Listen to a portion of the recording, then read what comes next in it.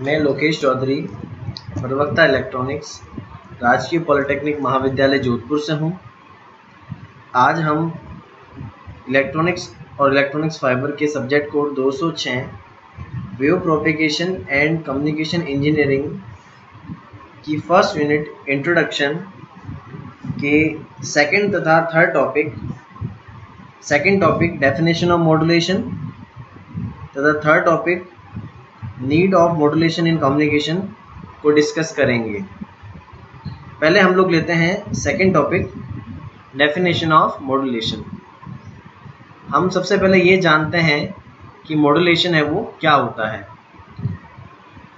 Modulation की आवश्यकता communication में होती है।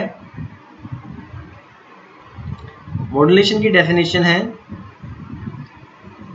It is the process by which some characteristics of a high frequency signal called carrier is varied in accordance with the instantaneous value of another signal called message signal or modulating signal।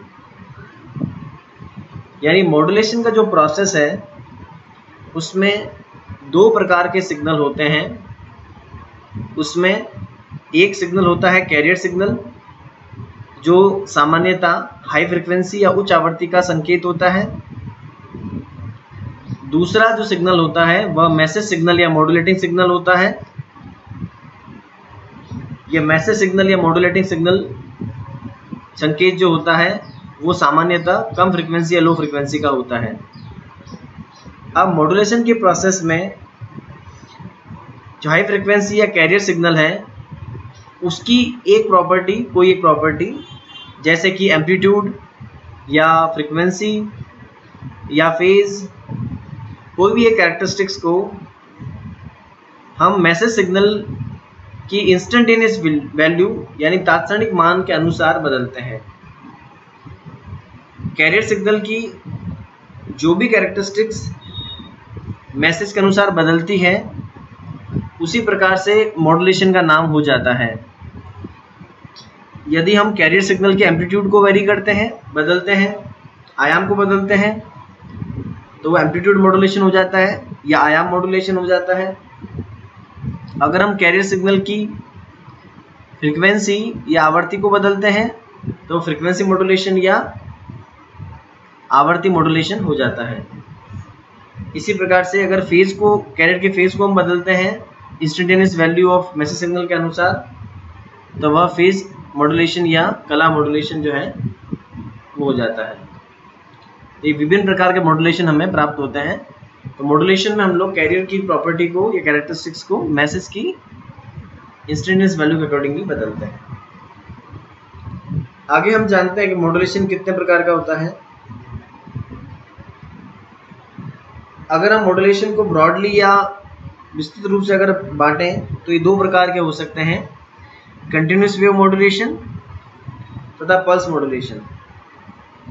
अब modulation की ये जो दो types हैं,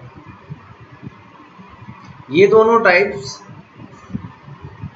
continuous wave और pulse modulation, यह दोनों types carrier wave के वेवफॉर्म पे आधारित हैं। अगर हमारी कैरियर वेव जो हम मॉड्यूलेशन के लिए काम में ले रहे हैं, प्रयोग में ले रहे हैं, वह कैरियर वेव अगर एक कंटिन्यूस वेव है तो जो मॉड्यूलेशन का प्रकार होगा वो कंटिन्यूस वेव मॉड्यूलेशन प्रकार का मॉड्यूलेशन होगा। इसको हम CWB कहते हैं। तो फर्स्ट हमारा हो गया continuous wave modulation. Continuous wave modulation में AM, FM, PM इत्यादि हो सकते हैं।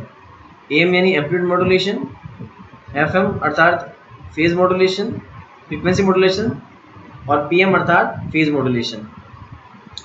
दूसरे प्रकार का जो मॉड्यूलेशन का टाइप है वह पल्स मॉड्यूलेशन। पल्स मॉड्यूलेशन में जो कैरियर वेव होती है उस कैरियर वेव की जो टाइप है वो पल्स टाइप की होती है। यानी कैरियर वेव जो हम मॉड्यूलेशन में काम में लेते हैं वो पल्सेस के रूप में होती है। इस प्रकार से जो हमें मॉड्यूलेशन प्राप्त होता है वह पल्स मॉड्यूलेशन होता है। पल्स मॉड्यूलेशन के उदाहरण जो है वो PAM, PWM, PCM इत्यादि हैं। PM का अर्थ है पल्स एम्पलीट्यूड मॉड्यूलेशन, PWM का अर्थ है पल्स विड्थ मॉड्यूलेशन। इसमें पल्स की विड्थ को हम मैसेज के इंस्टेंटेनियस वैल्यू के अनुसार बदलते हैं, तात्क्षणिक मान के अनुसार बदलते हैं, और PAM के अंदर पल्स के एम्पलीट्यूड को या आयाम को मैसेज सिग्नल के तात्क्षणिक मान के अनुसार बदलते हैं। PCM थोड़े अलग प्रकार का मॉड्यूलेशन होता है, यह पल्स कोड मॉड्यूलेशन होता है। इसकी चर्चा हम विस्तृत रूप से आगे करेंगे। मॉड्यूलेशन की टाइप्स जानने के बाद में हम देखते हैं कि हमें मॉड्यूलेशन की आवश्यकता क्यों होती है। तो what is the need of modulation.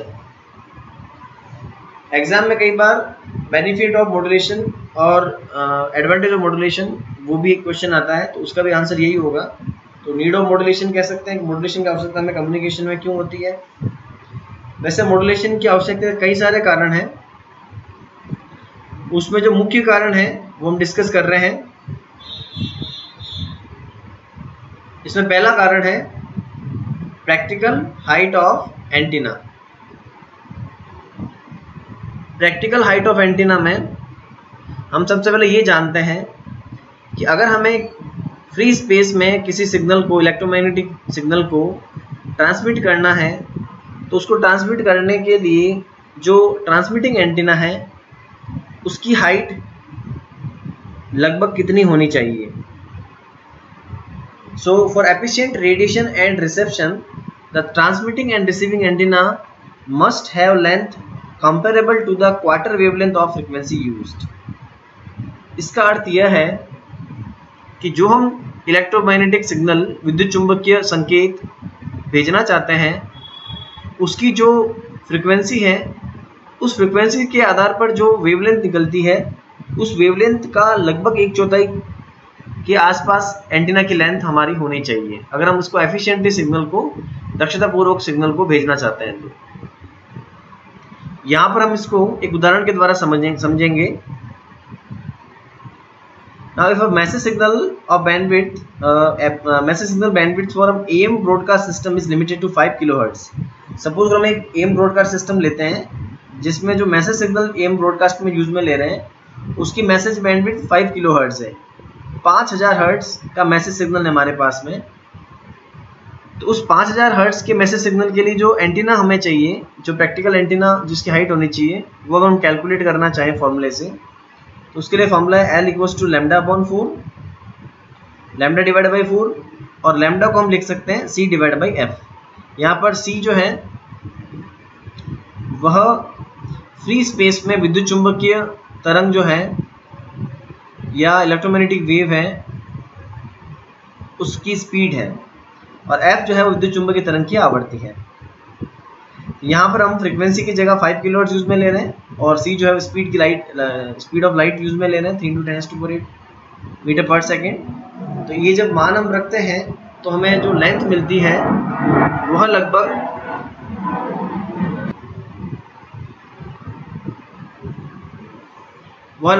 15 kilometre, 15 kilometre आती है। अब हम जानते हैं कि अगर 15 किलोमीटर हाइट का अगर हम प्रैक्टिकल एंटीना बनाना चाहें तो वह लगभग बहुत ही मुश्किल है, और अगर हम चाहे किसी भी हालत में बना भी लें 15 किलोमीटर का, तो उसकी मेंटेनेंस करनी बहुत मुश्किल है। या हम दूसरे शब्दों में ये कह सकते हैं, in other words we can say that the practical height of antenna of 15 kilometre is not possible. 15 kilometre height का एंटीना बनाना मुश्किल है, तो इसका एक सॉल्यूशन यह है modulation. Now, if audio frequency is translated to a radio frequency carrier of frequency 3 MHz, the antenna height required would be, अगर इसी 5 kHz के सिग्नल को 3 MHz की कैरियर सिग्नल के साथ मॉड्यूलेट करें, तो अब हमें अगर एंटीना की हाइट रिक्वायर्ड होगी वह होगी इस फॉर्मूले से 25 मीटर, 25 मीटर। तो 25 मीटर का एंटीना हम बनाना चाहें तो प्रैक्टिकल हाइट पॉसिबल है और मेंटेनेंस भी पॉसिबल है। इस प्रकार से हमने देखा कि कैरियर सिग्नल की आवृत्ति, अधिक आवृत्ति का कैरियर सिग्नल यूज में लेके या मॉड्यूलेशन का प्रयोग करके हम जो एंटीना है उसकी हाइट को हम रिड्यूस कर सकते हैं, कम कर सकते हैं। पहला बेनिफिट ये हो गया, नीड हो गया मॉड्यूलेशन की। सेकंड हो गया टू रिमूव इंटरफेरेंस। अब अगर हमें एक से अधिक ऑडियो सिग्नल्स को एक साथ में ट्रांसमिट करना है, हम जानते हैं कि सारे ऑडियो सिग्नल्स लगभग 20 हर्ट्ज टू 20 किलो हर्ट्ज लगभग इस रेंज में होते हैं, 20 हर्ट्ज से 20 किलो हर्ट्ज के रेंज में होते हैं। अब चूंकि सारे सिग्नल अगर इसी रेंज में होंगे, since most of the signals are in this range, they would try to interfere. वो आपस में क्या करेंगे, एक दूसरे को प्रभावित करेंगे, इंटरफेयर करेंगे, एक दूसरे को डिस्टर्ब करेंगे और इवन मिक्सअप हो जाएंगे। अगर इन्हीं सिग्नल्स को अगर हम एक साथ भेजें और हम ये देखें कि इन सिग्नल्स को रिसीवर पर हम वापस अलग अलग करें, तो इनको अलग अलग करना बहुत ही मुश्किल होगा क्योंकि आपस में मिक्सअप हो गए हैं। तो इसका एक तरीका, एक सॉल्यूशन ये है कि मॉड्यूलेशन काम में लें। मॉड्यूलेशन के द्वारा हम क्या कर सकते हैं कि जो भी मैसेज सिग्नल जो इस 20 हर्ट्ज 2 किलो हर्ट्ज की रेंज के अंदर हैं, उनको हम अलग अलग कैरियर सिग्नल्स, अलग अलग आवृत्तियों के कैरियर सिग्नल्स असाइन करते हैं। यानी हम इन मॉड्यूलेटिंग सिग्नल को, मैसेज सिग्नल को अलग अलग कैरियर सिग्नल्स की आवृत्तियों पर शिफ्ट करते हैं। क्योंकि अब ये सिग्नल अलग अलग कैरियर सिग्नल्स पर हैं, तो रिसीवर पर हम इन्हें आसानी से फिल्टर द्वारा अलग अलग कर सकते हैं। तो इंटरफेरेंस रिमूव करने के लिए हम मॉड्यूलेशन काम में लेते हैं। थर्ड भी एक है इसमें नीड है मॉड्यूलेशन की, वो रिडक्शन ऑफ नॉइस। अब हमारे पास में कई ऐसी प्रकार के मॉड्यूलेशन टेक्निक्स हैं जिसके द्वारा हम लोग नॉइस को हम मिनिमाइज कर सकते हैं, और हमारे पास में कई प्रकार की इफेक्टिव एसएनआर और बैंडविड्थ एक्सचेंज करने की टेक्निक्स भी हैं। तो मॉड्यूलेशन का प्रयोग करके हम नॉइस को रिड्यूस कर सकते हैं। So these are the basically advantage और बेनिफिट्स ऑफ मॉड्यूलेशन, और we can say it is a need of more modulation.